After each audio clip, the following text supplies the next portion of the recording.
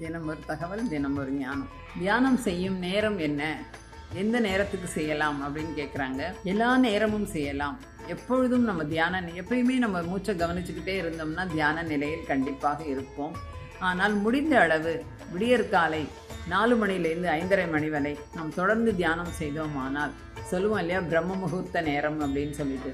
நம்ம ஒரு இடத்துக்கு போனோம்னா என்ன பண்ணுவோம், காத்தால போனால் சீக்கிரம் போயிடலாம்ப்பா, டிராஃபிக் இருக்காது, இப்படிலாம் சொல்லுவோம். அப்போ நம்ம தியானமும் அப்படித்தான். ஏன்னு கேட்டால், செடிகள் எல்லாமே என்னாகும், ஆக்சிஜனை இரவு முழுதும் தக்க வைத்து கொண்டிருக்கும். அப்போ நம்ம உட்காந்து தியானம் பண்ணும்பொழுது நமக்கு பிராணசக்தி நல்ல முறையில் கிடைக்கும். நமக்கு பொல்யூஷன் இருக்காது.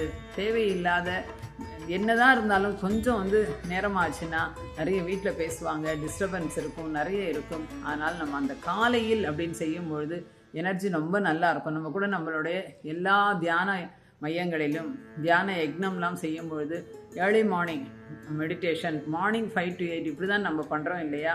அதனால் காலையில் செய்வது மிகச்சிறந்தது. அதனால் எப்பொழுதுமே தியானம் செய்வோம். காலையில் செய்யும் பொழுது இன்னும் கொஞ்சம் அதிக ஆற்றல் இருக்கும். நம்மளுடைய மைண்டே ரொம்ப உற்சாகமாக இருக்கும்.